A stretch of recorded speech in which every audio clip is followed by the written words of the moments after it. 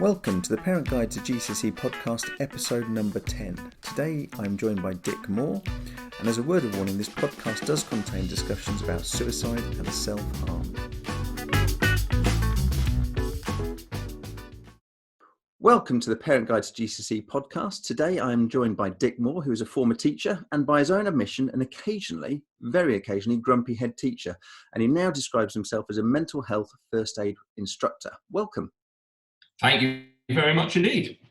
Right, now there's a lot to sort of unpack there, to go from teacher all the way up to being a head teacher to deciding actually you wanted to do something entirely differently. I know you've got a very powerful story to tell. Could you just start to unpack that, please? Certainly. So I am about as privileged as I think you can be, and likewise my family. 4 boys, challenging, lovely, but challenging, and really very, very normal, ordinary guys, not sensational or anything, and no major issues. I started off life as an English teacher and a rugby coach, and became a housemaster. And then 32 years ago, I became a head of a co-ed day and boarding school. And I did that for nearly 23 years and took early retirement, 10 years ago this summer, which makes me feel incredibly old, much older than I look, I imagine. I'm not even going to ask. No. 2 years ago, you're a head teacher. That's impressive.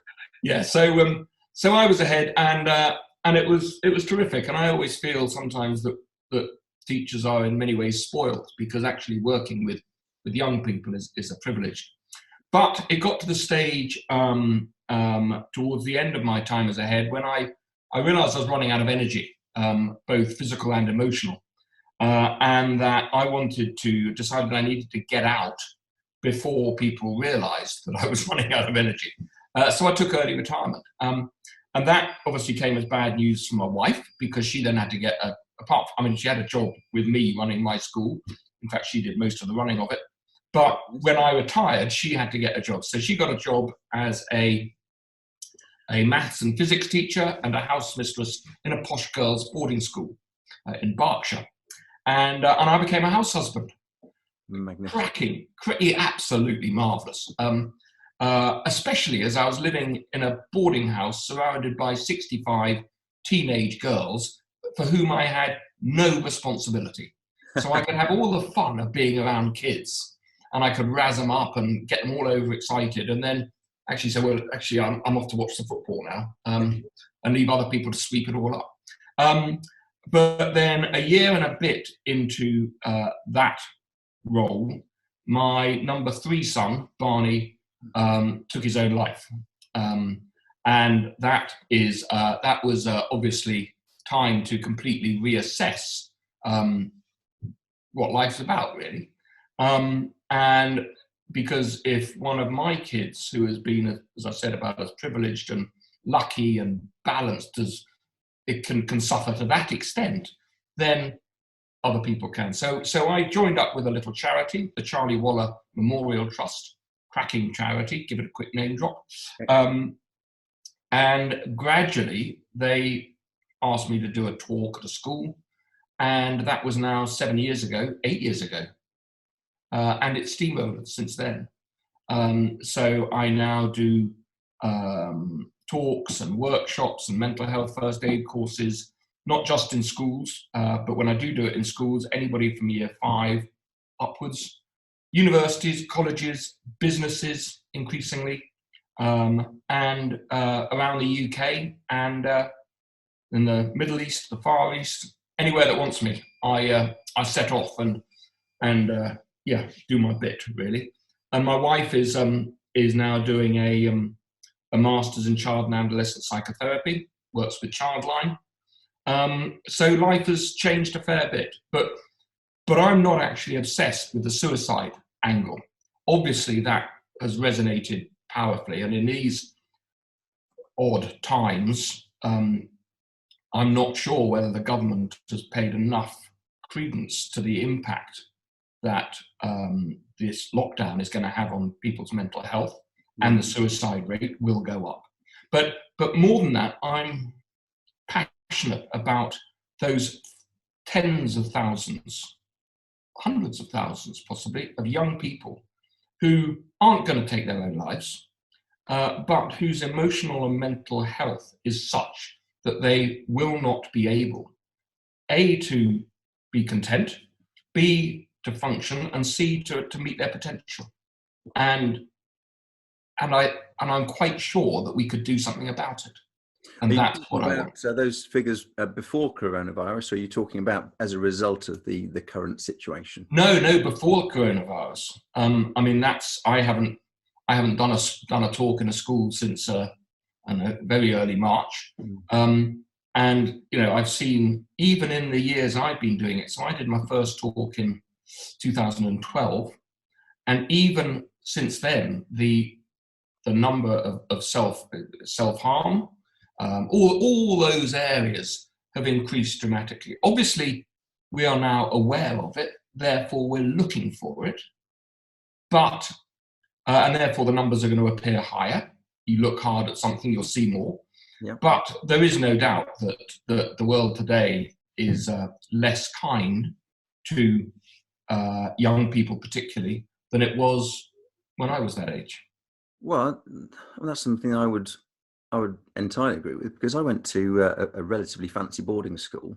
I was packed off at the age of 10 years old, and my daughter's 11 now. The idea of having already sent her away for the last year or so somewhere else, never to see her every, I don't know, 8 to 10 weeks or so, just seems really strange. So I was packed off, and but I don't, I remember having a great sort of schooling, childhood. I don't remember ever suffering any kind of anguish as such, but I didn't see any sort of people suffering around me either. It seems to, but now as a teacher these days, or I've stopped teaching recently, I was dealing with it certainly on a weekly basis, if not a daily basis, where people clearly were not coping. Can you explain or account or suggest reasons why? Is it just we are looking harder, or are there other reasons in play here? I think, it is very much the case that when we were young and at school, that there were pressures that aren't there now. The level of bullying, to coin a very evocative phrase, was much bigger. But I think the key thing is that this self-harm, for example, has been going on back into the millennia. Soldiers shooting themselves in the foot in the trenches. I can remember, and I don't often talk about this, but when I was 10, I self-harmed. And I hadn't thought about it in the last 50 years until Barney died. And then I asked my dad, do you remember that little boy at school? And he said, yeah, we never knew what was wrong with you. Me, Johnny Dick Moore, age 10. And that would have been in 1967. So it has been there, but I think what has happened now is that the expectation, the immediacy of the world, the fact that you cannot escape the focus, the spotlights, and it's not just down to technology and phones and social media. It's down, I think, to everything. And the grades, we were talking before we started about our O-level grades, and you look back and you think, actually, how much pressure was I put under at my quite demanding school? And the answer is not really very much. I don't remember being desperately anxious about my exams. I wish I had been, in a way. I have exactly the same thing. I don't remember any pressure whatsoever. I mean, these days it's all about you predicted grades, which are based on your year 6 SAT scores. So they then do some maths, and 5 years later, this is the grade you're going to get. And everything you do, every parent evening from year 7 through to 11, is based on you should be getting this, but actually at the moment you're only getting that. Yeah, measurement standards. Yeah. And that, I think, that catches us as parents out, because what do we do? How do we go to a school and we say, actually, we're expected to get there, but we're only there. What do we do about it? Do we just sit back and say, well, I'm not putting pressure on? And if you do that and your child then fails, then who's to blame? And therefore, I think it's very difficult for parents to jump off that bandwagon. And, you know, when I talk to parents, I talk about toxic tutoring, and the fact that if we tutor our children. My wife was asked this last Christmas to tutor a little boy locally on between Boxing Day and New Year's Day. So whatever that is, 5-6 days, for an hour and a half each morning, and in maths. And she asked how old the little boy was. 6. 6. Wow. Entry into the junior school of the local highly academic senior school. And you think, that's criminal. And what it comes down to, I believe, is schools are putting their business needs before the welfare of children. And I feel really, they'll never agree with that. They'll deny it till the cows come home. But actually, they are creating this furnace of anxiety that is catching both parents and children in a sort of horrible maelstrom of perpetuating pressure. And that's okay. They have to find a way of finding the children they need or want, but they are not preparing children to cope with that pressure. Life is pressure, isn't it? For all of us. I mean, I agree with you about schools, but why do you think schools do that? Because in my opinion on that is it's entirely government driven. Schools are only doing what they are told to do. The whole Progress 8 measures, it's about getting those 8 subjects and getting those fantastic grades. They don't care about the other side of school life. That doesn't figure on the grades column. Well, I think Progress 8 is one of the most dire processes that I've come across. And you look back to Tony Blair. I mean, it's going way back. But actually, and I thought Tony Blair was great. But the worst thing he did was bring in this measurement culture. That if you can't measure it, it's not really very valuable. And we all know, and parents know, and schools probably know that actually, love, you can't measure. How valuable is love? I mean, I know it's a bit of an extreme, soppy example, but as you suggest, there are an awful lot of things in schools do and could do more of to value things that you can't necessarily measure.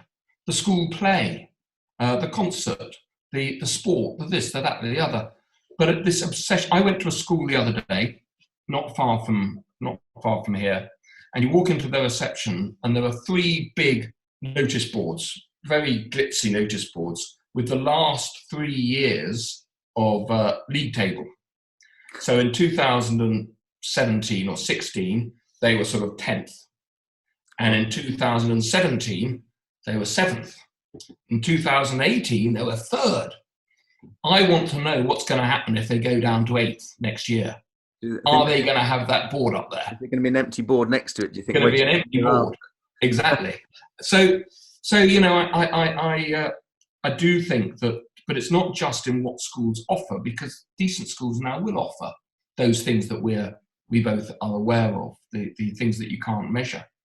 But the culture of those places is still based on grades, league tables, and measurement. And the culture has to change so that it's not just your head of PSHE and your deputy head pastoral, but it's everybody. It's that crusty old physics teacher. It's the head. It's everybody understands that to be a good teacher, you have to address the mental and emotional health of the student in your class. And that's not just down to the head of PSHE or the doctor or the psychologist. It's down to you and me. It's down to every teacher.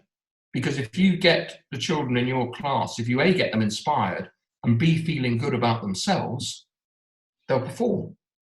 And as you say, government needs to drive that. And government, and then universities, and then senior schools. Because I don't know what you feel, but when I now talk increasingly in primary schools, and what I see down there is really good stuff. They're doing some really good stuff in terms of a mental illness. But then comes SATs. Yeah. Yeah, I well, find that, my daughter's doing SAT. Well, she'll be doing SATs at the moment, but obviously, given the coronavirus situation, those yeah, have been cancelled. But yeah, I mean, she loved primary school. Fabulous school that she's at, um, yeah. and the first 6 years have been superb. She's just loved every second of it. And as we get sort of, as she got deeper into year six, it's just a really uninspired and just dreading the mock SATs. And I think the school's actually just finished pretty much the week when mock SATs should have been happening. But That's yeah, one good thing about the coronavirus, then, isn't it? It's a well, yeah, silver absolutely. lining. Well, I mean, we actually pulled her out of school a week before because I need to isolate and I'm slightly vulnerable due to a dodgy immune system. So we withdrew her a week early when she should have been doing these mock SATs. And because, I mean, as parents, we just don't see any value in them whatsoever. I know that, they will help to set her for secondary school. And, she's very bright, so she needs to be in the top sets to, push her along. But just, I place no value on them whatsoever. What you don't have to do, though, I believe, is you don't have to base the education of a child for a year to be able to make that assessment. No. In other words, SATs are driving teaching and learning. That's what's wrong, in my view.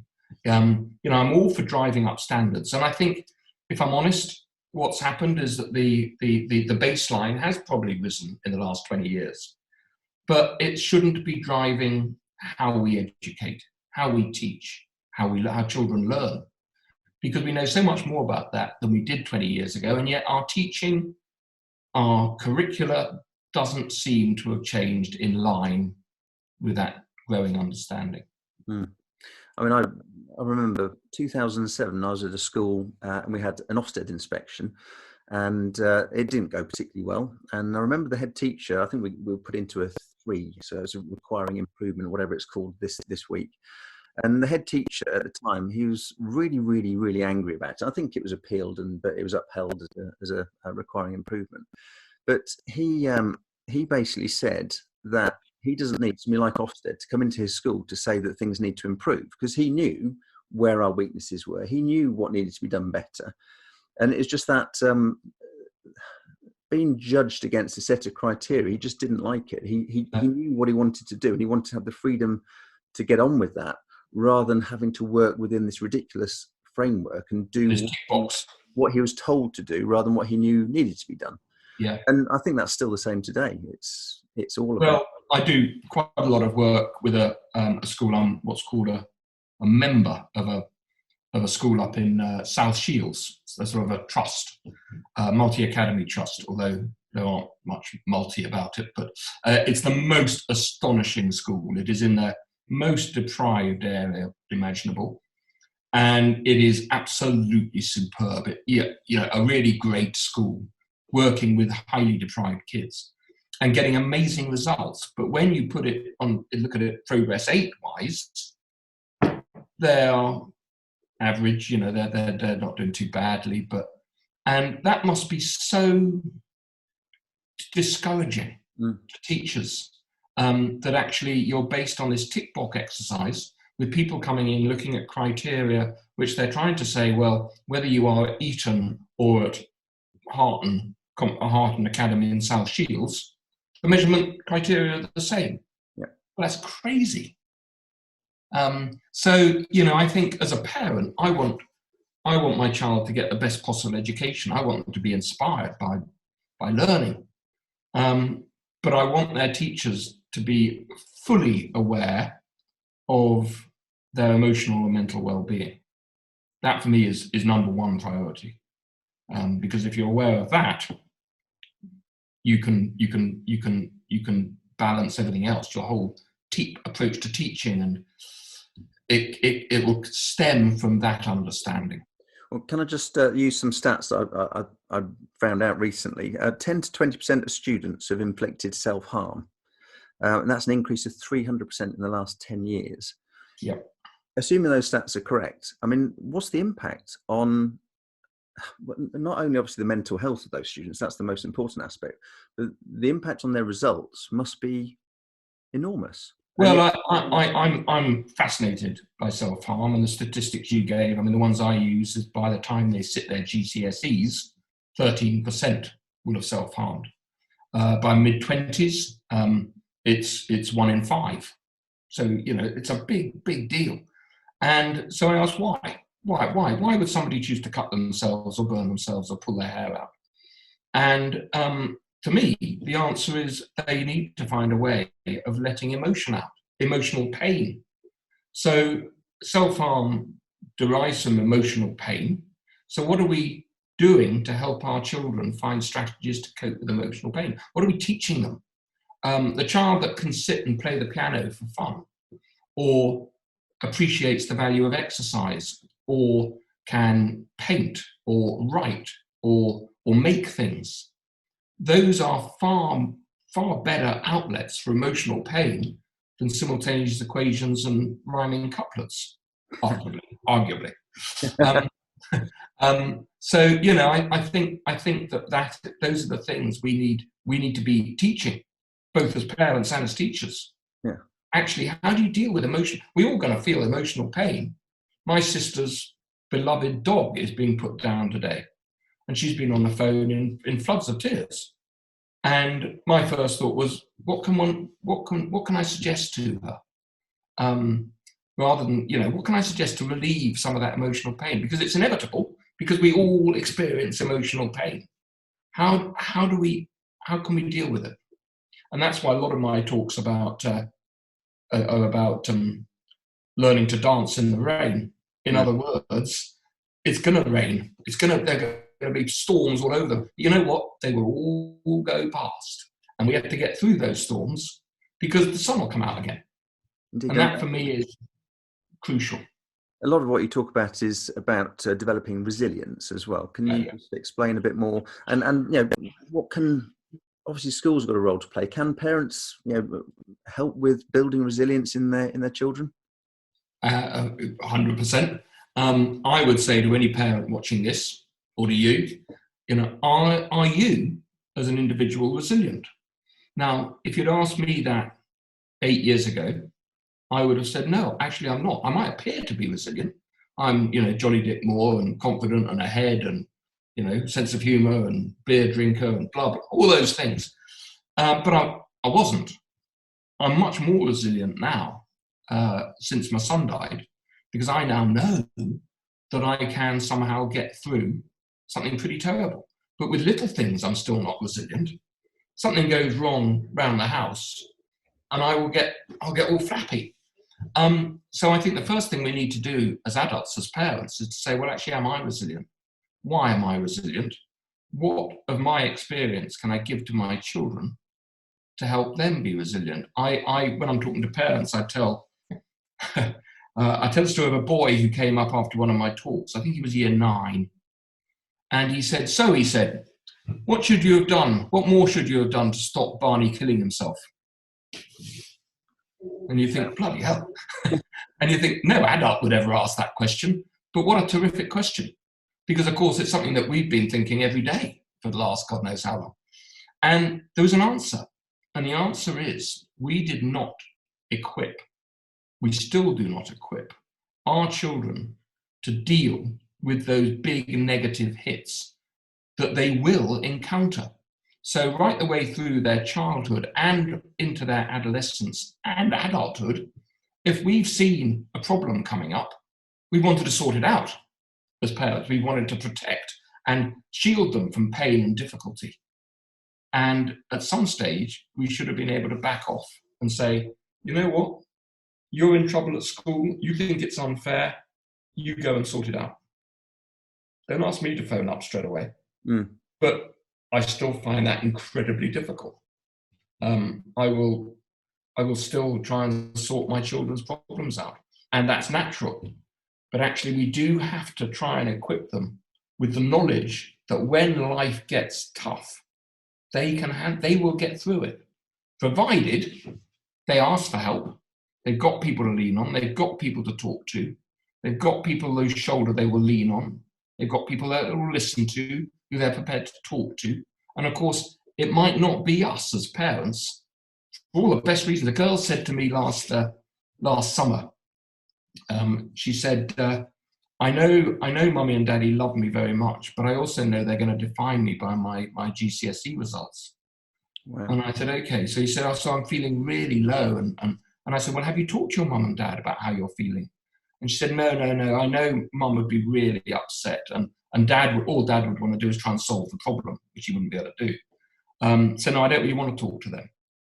And I thought that for me was a real education. I thought, yeah, but have you got an Uncle Bob? Have you got a big brother? Have you got, a tutor who you can develop that sort of relationship with, that you can go to when life is tough and say, what do you think I should do? I'm not looking for you to solve my problem, because frankly, we can't do that. As teachers, we can't put a child's parents' marriage back together again. But what we can do is help them get through that. Yeah. So I'm really passionate about that. Yes, we really can. But as a parent, I talk a good game on this. But as a parent, I'm no better than anybody else. I find it very difficult. There's no manual, is there, to the job of parenting? It's learning as you go along. And even if there was a manual, I would read it and I say, well, it's okay for you in writing this book telling me how to do it, but I bet you can't do it. Well, and it would need to get redrafted every 6 months or so, because frankly, the rules change quite quickly. So. Well, exactly. I'm just really chuffed that my children are all now grown up, and I don't have the whole social media, for example, issues to deal with. Well, yeah. I mean, one of my boys is heavily into social media. The other one just doesn't get involved in it at all, which is kind of slightly odd. I wonder why. I wonder why that is. Why is one? I mean, it's a perennial question for all parents. Why is that child like that and that one like that? It fascinates me. Well, I think. Well, the answer for me is that one desperately, he thinks it's the way to make friends, and the other one sees it as just being slightly divisive and unnecessary and a bit of a time waste. Yeah. And of course, they're both right, probably. Yeah. I went to a talk by a fascinating guy called Dr. John Coleman, who was speaking about the impact of social media on teenagers. And I thought it was going to be, screen time for more than this hours a day damages this part of your brain. But it wasn't. It was about the dangers of people of our generation demonizing social media rather than wanting to learn about it and engage with it. So we can understand that actually this stuff is probably the greatest invention of our lifetime. And in terms of contributions to education, communication, inspiration, all that stuff, it's been fantastic. But there is a downside. Yeah. And we have to be balanced. And I don't do social media, I have to say. And but I was still a parent, I hope I'd want to know what TikTok is and what the difference between Instagram and Snapchat, and I'm sure you do with kids. Well, TikTok is something that's only been mentioned to me in the last couple of weeks. So, well, there you go. My wife and daughter now have a joint TikTok account and keep doing silly dances. And the last school I went into, I referred to as TikTok, and they all collapsed in laughter. So uncool. So uncool. Very uncool. But then, hey, that's okay. I'm quite cool in my uncoolness. Well, exactly. When you get to a certain age, we've just got to just take it on the chin, haven't we? Yeah, exactly. Just another question about resilience. But do you think resilience and independence are basically one and the same thing? No. Now, having said no straight off the top of my head, thinking about it, no, I don't think so. In fact, I think independence taken too far can be a real problem. I think growing into being independent, i.e. able to stand on one's own 2 feet, is important. But I don't think any of us can be entirely independent through our lives. I'm 63, just 63, important. And for most of my life, I've been Jolly Dick Moore. I've been pretty tough, pretty strong, pretty resilient, pretty much of a bloke, pretty this, really good at rugby, and I've been pretty good most of the time. But that's the key.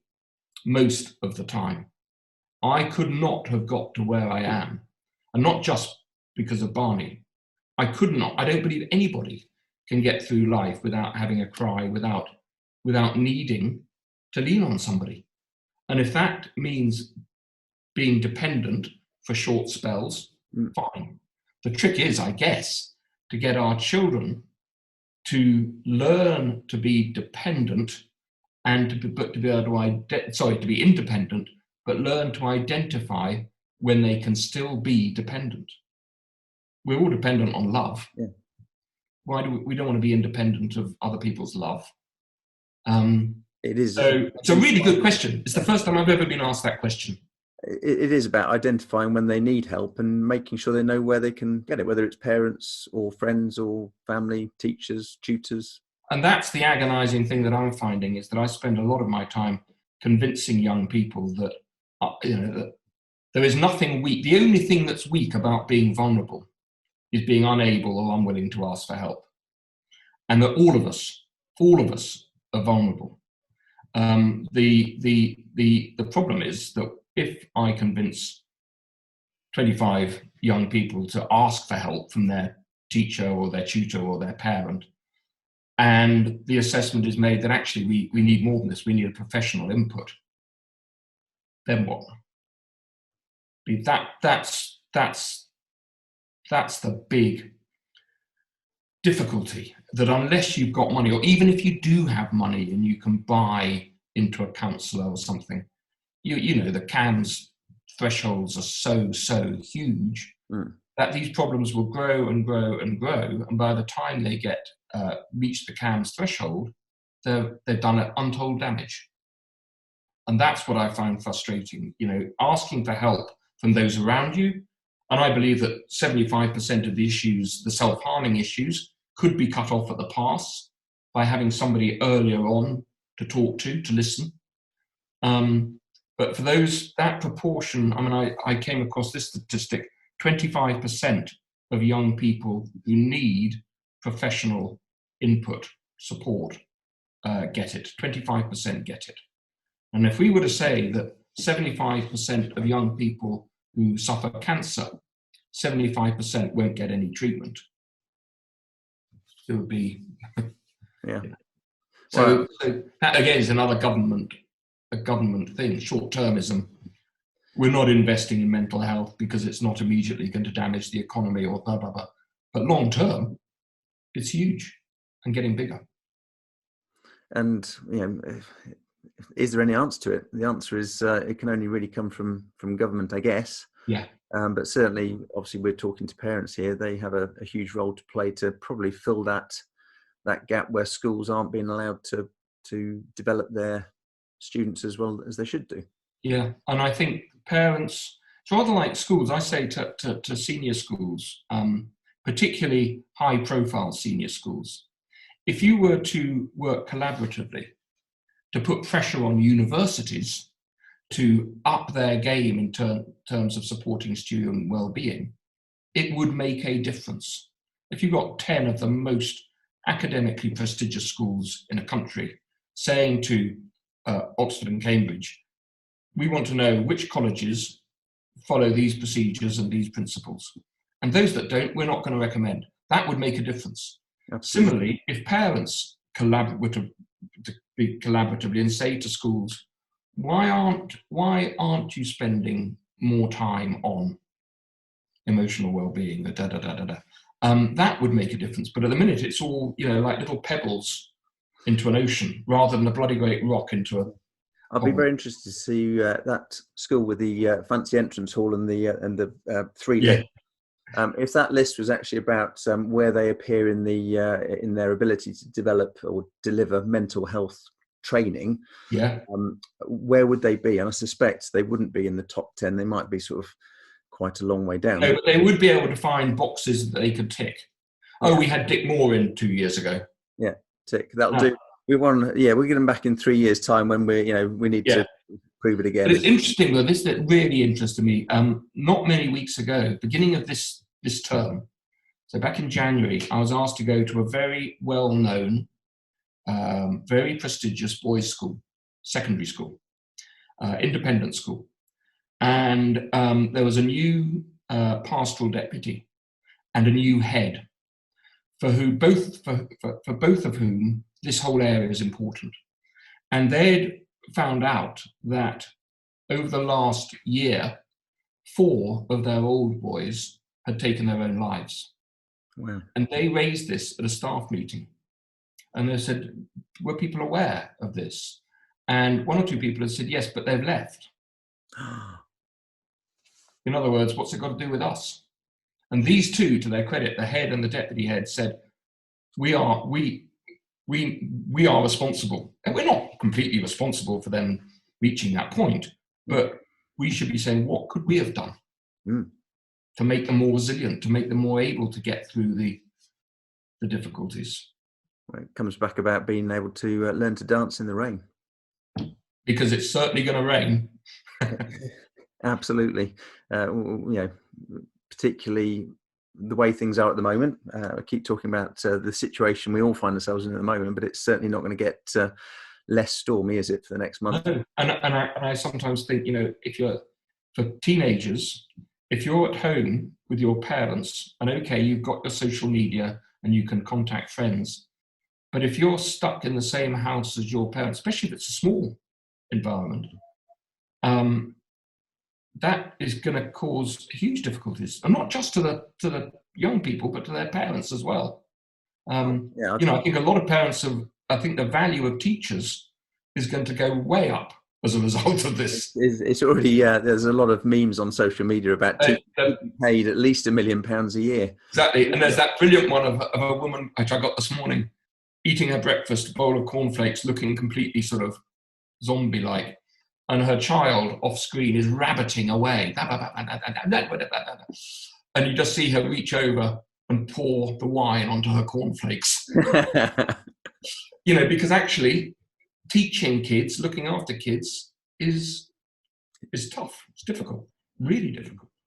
And there'll be lots of parents listening to this, all nodding. Yes, I'm sure. We're only 2 weeks into this, but my goodness. Anyway, thank you very, very much for your time. It's a great pleasure. In there. Much appreciate you sharing that very painful story, but certainly lots of positive messages coming out of it. So thank you very much. Lots of silver linings. Take care. Thank you very much for being up with us. If you'd like to know more about how you can support your child through their GCSEs, then head over to parentguidetogcse.com. See you next time.